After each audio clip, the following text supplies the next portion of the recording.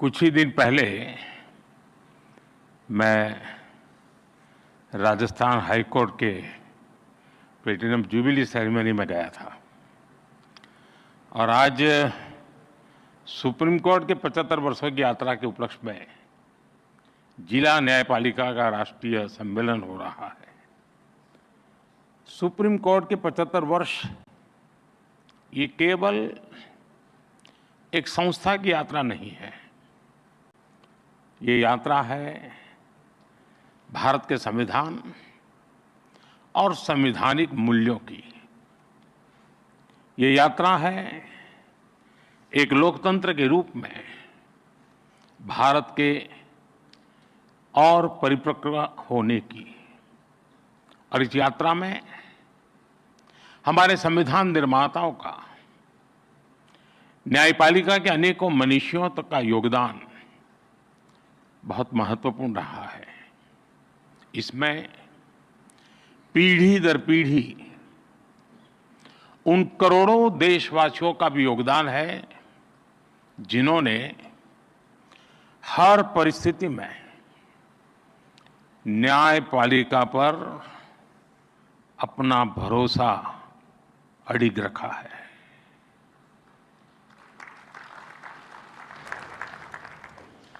भारत के लोगों ने कभी सुप्रीम कोर्ट पर, हमारी न्यायपालिका पर अविश्वास नहीं किया। इसलिए सुप्रीम कोर्ट के ये 75 वर्ष मदर ऑफ डेमोक्रेसी के रूप में भारत के गौरव को और अधिक बढ़ाते हैं। ये हमारे उस सांस्कृतिक उद्घोष को बल देते हैं जो कहता है सत्यमेव जयते नानृतम।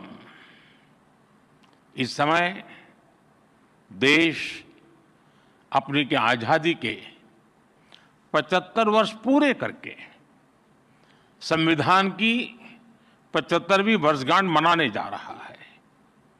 इसलिए इस अवसर में भी गर्व भी है, गौरव भी है और प्रेरणा भी है। मैं आप सभी न्यायविदों को और सभी देशवासियों को इस अवसर पर बहुत बहुत बधाई देता हूं। इस अवसर पर राष्ट्रीय जिला न्यायपालिका सम्मेलन का जो महत्वपूर्ण आयोजन हो रहा है, मैं इसके लिए भी आप सबको शुभकामनाएं देता हूं। साथियों, हमारे लोकतंत्र में न्यायपालिका संविधान की संरक्षक मानी गई है। ये अपने आप में एक बहुत बड़ी जिम्मेदारी है। हम संतोष के साथ कह सकते हैं कि सुप्रीम कोर्ट ने, हमारी न्यायपालिका ने इस जिम्मेदारी का बखूबी निर्वहन करने का प्रयास किया है। आजादी के बाद न्यायपालिका ने न्याय की भावना की रक्षा की। आपातकाल जैसा काला दौर भी आया, तब न्यायपालिका ने संविधान की रक्षा में अहम भूमिका निभाई। मौलिक अधिकारों पर हुए प्रहार तो सुप्रीम कोर्ट ने उनकी रक्षा भी की। और यही नहीं, जब जब देश की सुरक्षा का प्रश्न आया, तब न्यायपालिका ने राष्ट्रहित सर्वोपरि रखकर भारत की एकता की भी रक्षा की है। इन सब उपलब्धियों के बीच मैं इन यादगार 75 वर्षों के लिए आप सभी विद्वज्जनों को बहुत बधाई देता हूं।